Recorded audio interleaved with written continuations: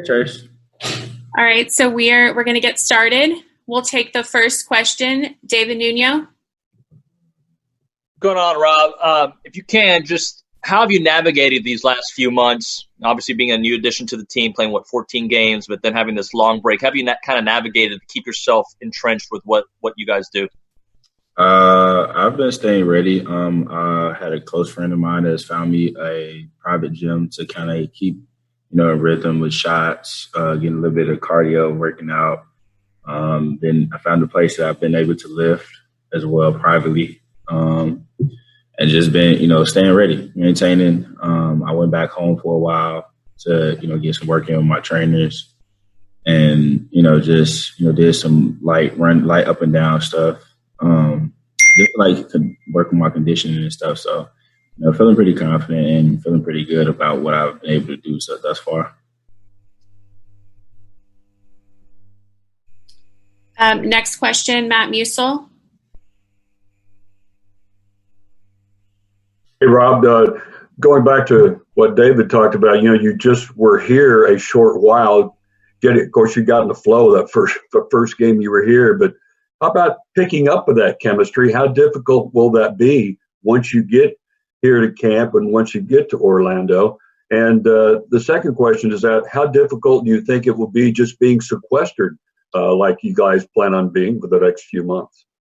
It's going to be difficult regardless. Like I said, you asking people to sit up here and sit for 3-4 months and then, in a short amount of time build chemistry. It's going to take a little bit of time. But as we, navigate through this, we want to do our best to sit up here and do the best we can to, get that chemistry going early. That way, it won't be a longer duration of time before, teams start to find a rhythm, because, the team that catches the rhythm first, kind of has an advantage overall. But, we just got to sit up here and keep maintaining and keep working as we, go into this bubble. It's going to be a test regardless. No matter what we go through, it's going to be a test. And, we just got to continue to move forward.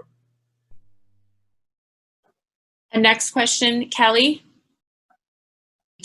Hey, Rob, I'm sure you saw the MLS and the FC Dallas, the reports of 10 corona cases. Is there any worry just being in Orlando in that environment for 3 months? It's definitely going to be worried because you're exposing us to, you're putting us in an environment where it's one of the highest states that of having the corona cases that spike. And then we don't have access to where workers and stuff are going to be in and out. That's the kind of thing that's, kind of, scary to certain people because, like you say, you don't know who they're going to have access to, but we don't know how this whole thing is going to go. And, I understand that the NBA is trying to put in the best plan that they can. Like you said, this thing is just unpredictable. So, we really don't know what can happen or what will, come from it. Next question, Michael. Hey, Rob. You and many of your teammates participated in a lot of social justice work in recent months. Why was it important for you to be out working in the community? Just because of experience I've had with, police. I've been mistaken. I've been social profiled. I've been accused. I've had interactions with racial slurs and stuff, and not even from, white cop, but just a cop in general. So I've been adamant about it, and, just trying to do, different things, especially my second home in Nashville. Being a group of guys that I work out with, we all came together and kind of put together a plan to, just let people understand that, rioting is not the way to, make a change. And, these people, everyone has to live here. We don't want to see those type of things. We want to see, peaceful protests and, the things that, people have been doing. And it's been a consistent, time frame of what they've been doing. So, I've been, real adamant about it just because, like I said, my experience with the police as well. I basically had a cop tell me that, falsely detained me in the situation that, it took me and my cousin off our home property. We were sitting on our front porch, and he told us come to his car because two other kids was eradicating the man. I mean, not eradicating, disrespecting the man's yard, and he asked us to stop. And me and my cousin, we stopped, but the other two people kind of, kept going and kept provoking him, and he just sat up here and he just had he got fed up and then called the police, and one police officer come, and then he first talked to the other two, then he calls us up to the car, then and then he goes and he calls me and my cousin up, and then as we're talking, like the two other kids were sitting up here being disrespectful to the officer, so we had our interaction with him. Then another two police cars come up, and they arrest us because of playing football in the street and being on the other man's property. But the other man came out and told him that them two weren't bothering me. They weren't in my property or not. So like they're fine, and the cop didn't care. Like he arrested all of us, put us in the back of the car, took us down to the station, and I had got stuck in the car because I was too tall and my foot was where my foot was propped. It was ledged in between, so I just had I told the officer I couldn't get out, and he was like, "If you don't get out of this car, I'm gonna break your leg or to get you out of this car." So just to hear that, and and I'm like, well, you can do whatever you think is right. I said, my uncle is a police chief of Chicago, so you can go right ahead. And I said, I will get your badge number. I will get you fired. And, the other cop that was with him at the time, they just sat up here and he calmed him down a little bit because he said it multiple times. And I just told him, go ahead. Like, if that's what you will feel like the need to do. And so, as the guy got me out of the car, I asked my father. I looked up and I noticed that my father was across the way with his football team getting ready to prepare for a game that they had. So I asked the officer, I call my father because he's right there. And the officer told me blatantly, like, shut the F up. Like, I don't give a damn where your father is or whoever. Like, and so the interaction, just kept going downhill from there. So the other two kids, got arrested. They got put in jail cell, but me and my cousin, we got detained. So just from that experience, and then, to get questioned and, get intimidated by the police, and then for my aunt to come down and try to get me and my cousin, they wouldn't allow me to leave, and they wouldn't allow me to leave with him. So, I had to call my mom. I called my dad. My dad was already gone at the game, his football game, so he couldn't come back to get me because, he was the head coach. My mom was at work. So my mom, when she got the phone call, her mind went sporadic because she didn't understand what happened, why. And then just, overall, my grandfather ended up coming to get me. My grandfather ended up coming to get me. They wouldn't allow me to leave with him. So then my godmother came, and then she was able to come get me.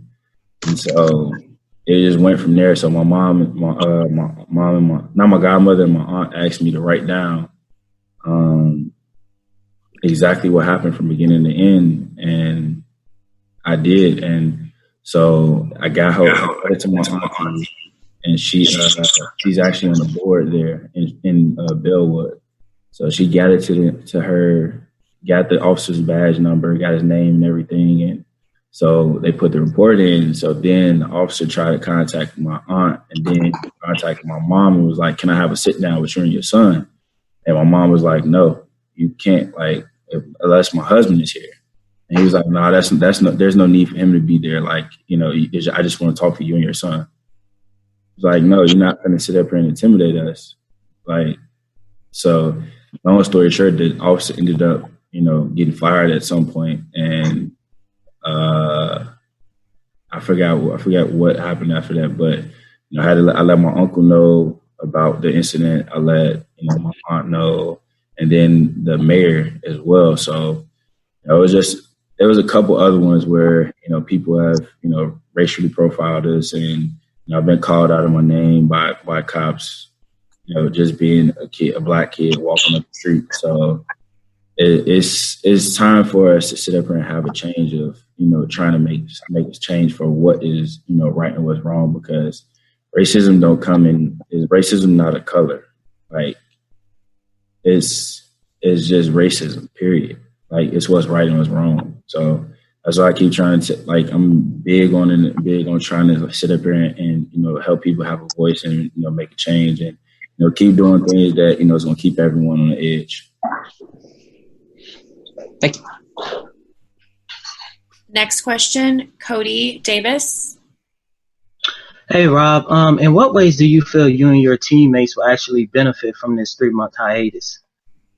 Honestly, it gives us time to, give us rest. Everyone's rested. We're a veteran team.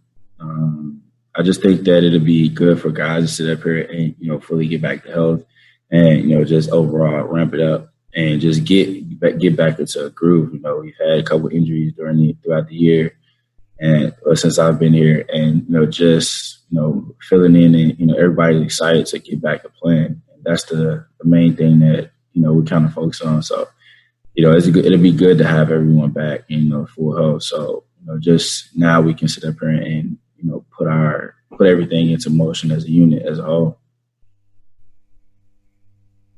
Next question, Ali. Hey, Rob. My question is about from this over these past 3 months when you've had time to reflect on your first stint here after the All-Star break. What do you feel like the team needs to continue to improve upon, especially defensively? Just got to be more comfortable within our rotations and stuff, and more adamant on our switches and little things like that. Being aggressive and not second guessing ourselves. That's the only thing that is really going to be thing that we got to really work on. Because like I said, being a team that we can switch everything, we just got to be more conscious of it all. Next question, Matt Musil. Hey, Rob, the incident in when you were put in the cop car, was that you were in high school? No, I was in middle school. Were you in middle school? Okay. And then I want to know, because you were undrafted, you played for a different team. Does that give you an advantage? You are kind of used to, wait a minute, you haven't been with one team for like 10 years or something. You've always had to work for everything you've gotten. Does that give you a little bit of an edge with all this uncertainty this year? Absolutely. The way things have played, I've had the edge regardless, because like you said, I feel like, I wasn't given a fair shot, but, everybody's route is not the same. So when it's time to lace up the shoes and, come out, I'll give it my all. And, I've been able to play that has, had coaches that have pushed me to the edge that, have helped me get to this place. And, overall, I wouldn't change it for anything. I love the grind. I love the grit. I've had that my whole life in every team I played on. So I've had to prove myself, for everything. So it's not something that I'm not used to, and it's not something that I won't ever, stray away from. Because, like I said, I don't know what comfortable is. I'm always on the edge because I never know what to expect. All right. Thanks, Rob.